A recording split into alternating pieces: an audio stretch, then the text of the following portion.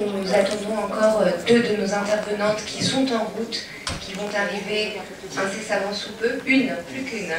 Voilà, on attend encore une intervenante. Je vous remercie de votre participation. Avant de commencer nos travaux, on va vous donner lecture d'un message de Marie-Hélène Amiable, députée maire de Bagneux, qui nous accueille dans l'enceinte de l'Assemblée nationale cet après-midi et qui malheureusement a été retenue par d'autres obligations, mais qui nous a adressé un message. De Madame Amiable à l'Assemblée nationale. Donc effectivement, elle était retenue aujourd'hui puisqu'elle est maire de Bagneux également. Il y avait la fête de la ville de Bagneux qui est un événement très important qu'elle ne pouvait manquer. Mais elle a tenu donc à vous faire ce message que je vais vous lire. J'ai été honorée d'avoir été choisie comme marraine de votre colloque cette année qui traite d'un sujet qui me touche tout particulièrement, les droits des femmes et le rôle qu'elles ont tenu dans les événements de cette année. Force est de constater qu'il est essentiel aussi bien par leur présence dans la rue que dans l'animation des mouvements ou dans la mise en place de nouvelles institutions. Mais le véritable enjeu se présente maintenant pour conserver et mettre en avant cette place gagnée au même titre que les hommes. Un pays ne peut se réclamer des droits de l'homme si près de la moitié de sa population est discriminée. Il est nécessaire de garantir l'égalité des droits, il est nécessaire de faire évoluer les mentalités, chemin long et semé d'embûches. Et cette lutte ne se fera pas sans les hommes. Je ne peux m'empêcher de faire un rapprochement avec la situation en France.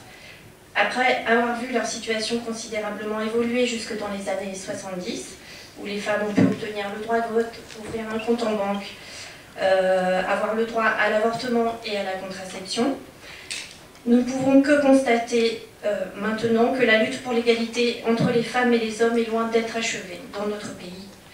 Malgré les différents textes de loi qui garantissent l'égalité des droits, la réalité est bien différente. La France est un contre-exemple en nombre de femmes politiques en responsabilité. L'égalité salariale n'est toujours pas acquise et elle souffre toujours en premier de la précarité. Avec mes collègues députés communistes, républicains et du parti de gauche, nous menons ce combat sans relâche dans l'hémicycle.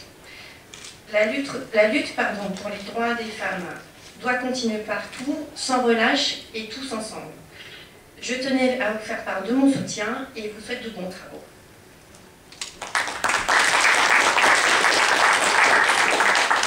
Bien, merci. Nous pouvons commencer les travaux de ce 4e colloque organisé par le collectif Maghreb des droits de l'homme. Au moment où une page d'histoire se tourne dans cette région du monde, il s'agira de parler davantage cet après-midi des droits des femmes, avec des intervenantes qui sont toutes des femmes. C'est à souligner parce que ce n'est pas toujours le cas dans ce genre d'initiative.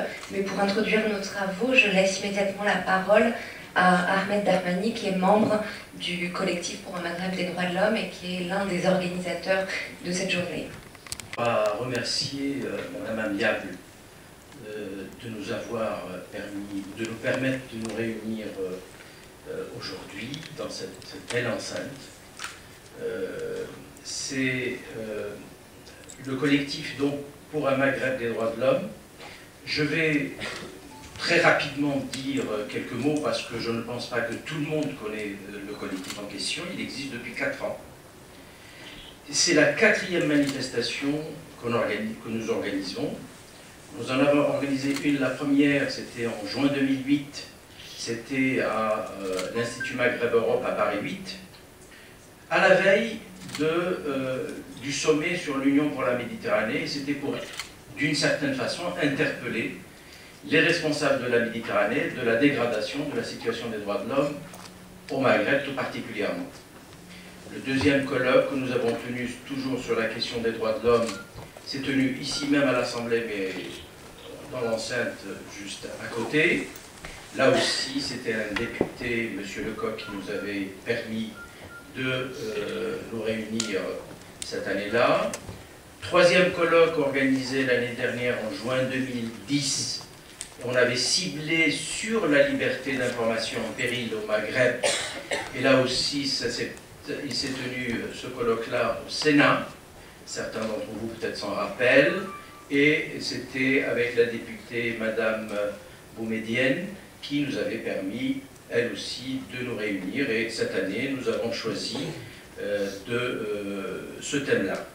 Alors peut-être juste très rapidement dire un peu comment on est arrivé à ce thème-là. En réalité, le titre initial n'était pas celui-là.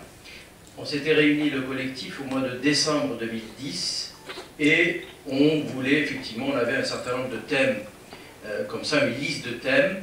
Et puis à un moment donné, dans la discussion, on a dit oui, mais il va falloir peut-être effectivement plus axer sur la question femmes, conditions des femmes, études comparatives des différentes législations au Maghreb et ainsi de suite.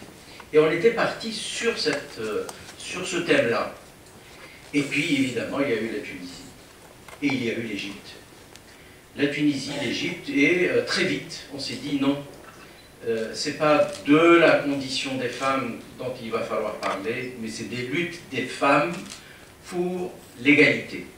Et donc on a changé de thématique, on a axé sur la question des luttes des femmes, comment aujourd'hui les femmes au Maghreb, mais aussi au Machrek, aujourd'hui interviennent dans l'espace public pour revendiquer l'égalité. Alors, évidemment, tout le monde ici suit l'actualité dans la région du Maghreb ou du Machrek. Juste une chose que je vais rappeler pour introduire et comment on est arrivé à défendre cette thématique. Évidemment, comme beaucoup de gens l'ont dit, différents analystes, surprise, étonnement, on ne s'attendait pas du tout comment à partir d'une région, d'une petite bourgade ou d'une petite ville de Tunisie, que tout est parti, et puis voilà, que des régimes qui étaient jusque-là quasiment assurés d'une sorte de pérennité à vie, et voilà qu'ils ont même pas un mois qu'ils chutent. Ben Ali. Ensuite, l'Égypte, pareil. Et donc, alors cette surprise et l'étonnement, en fait, c'était quelque chose qui rappelait une analyse que l'on faisait de ces sociétés, de ces pays, en termes d'apathie, en termes d'immobilité de sociétés qui étaient là, qui en fait ne bougeaient pas, une sorte d'anomie. Et on s'est dit, mais évidemment, là, mais il y a peut-être des choses qui sont en train de se passer et qu'on a peut-être ratées. Alors, évidemment, qu'est-ce qui a poussé à tous ces mouvements? Évidemment, la dégradation économique et sociale. Je rappelle juste une chose, c'est que la Tunisie, il ne faudra pas oublier que le mouvement est parti d'une région particulièrement déshéritée de la Tunisie et qu'avant ce mouvement-là, il y a eu des mineurs de Gafsa, de Rdeïev, qui avaient en 2008-2009 lutté pour évidemment une amélioration de leurs conditions sociales. Alors, je ne rentre pas dans les détails, le chômage des jeunes diplômés, évidemment c'est un élément essentiel qui a poussé à ces révoltes. L'autre élément de la révolte, c'est la dictature, c'est la corruption. Des régimes dictatoriaux, quel que soit la devanture qu'ils peuvent se donner. Des dictatures, de la corruption. Là, on l'apprend, évidemment, maintenant. Enfin, on apprend. On ne découvre pas. Des militants des droits de l'homme, les opposants dans ces pays-là le savaient depuis longtemps. Mais ces régimes-là étaient bien évidemment particulièrement, comment dirais-je, soutenus. Un auteur parlait en parlant de diplomatie, il parlait de diplomatie de la connivence. J'irai même plus loin. Il n'y a pas que dans la diplomatie qu'il y a de la connivence. Pour certains pays, y compris parmi des militants des droits de l'homme, il y avait de la connivence. Y compris parmi des militants des droits de l'homme. De la connivence vis-à-vis d'un certain nombre de pays. Donc, dictature, corruption. Troisième élément, et je pense, et je terminerai là-dessus, c'est un élément que je pense que les sociologues n'ont pas particulièrement analysé, en tout cas ils n'ont pas poussé la réflexion jusqu'au bout, c'est une mutation sociodémographique très importante. Une mutation sociodémographique avec une jeunesse instruite. Une jeunesse ouverte sur le monde. Ça n'est pas le Facebook qui a fait véritablement la révolution, mais ces jeunes se sont servis de Facebook, de tous les réseaux sociaux, d'Internet, pour justement en faire un outil de mobilisation. Donc, jeunesse instruite, une jeunesse ouverte sur le monde. Et puis, dernier élément, la mixité. C'est que dans ces manifestations, dans ces révoltes-là, la présence des femmes particulièrement importante. Alors, évidemment, il y a le cas tunisien, puisque, évidemment, où on est allé le plus loin, on parle de parité, qui n'existe nulle part, à ma connaissance, ailleurs. On a vu aussi en Égypte comment des femmes étaient à la place Tahrir et qui prenaient leur part véritablement de la révolte ou de la révolution égyptienne. On l'a vu en Algérie aussi, et on le voit au Maroc. Et je voudrais juste terminer là-dessus. Nous avons, de toutes les intervenantes que nous avons invitées, une seule vient de l'extérieur. Et c'était un choix, en réalité. On a choisi d'inviter une intervenante qui vient du Maroc. Pourquoi? Parce que tout simplement, effectivement, on a tendance à un petit peu oublier ce pays-là, ou en tout cas en faire, quand je parlais de connivence, pas que diplomatique, il y a une véritable connivence politique, culturelle, intellectuelle vis-à-vis du Maroc, et on a voulu montrer à travers l'invitation qu'on fait à Amina Bouralbi, justement de dire que le Maroc, c'est comme les autres pays. Là aussi, s'il n'y a pas peut-être une dictature, mais il y a quand même un régime autoritaire, un régime où règne la corruption et qui est remis en cause aujourd'hui par un mouvement qui s'appelle le mouvement du 20 février, dans lequel les femmes prennent toute leur part dans la lutte pour la démocratie. Voilà, je vous remercie.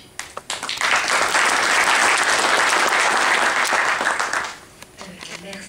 Les intervenantes qui vont s'exprimer lors de ce colloque.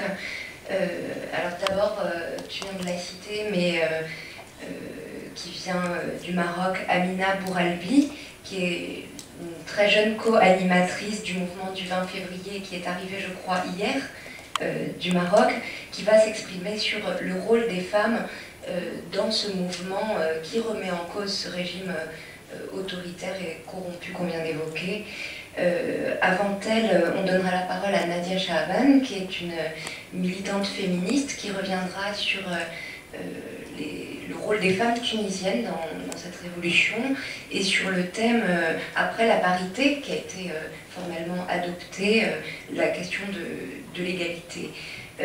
Nous aurons ensuite une intervention de Feriel Lalami Fates, qui est une militante féministe qui reviendra sur le tableau de la situation en Algérie, sur les luttes du mouvement des femmes là-bas pour l'égalité et pour la démocratie. Nous avons la chance aussi de pouvoir entendre Salha Ashkiwi, qui est militante du comité du 17 février qui s'était constitué en solidarité avec le peuple libyen, qui nous instruira sur le rôle et la place des femmes dans ces événements en Libye.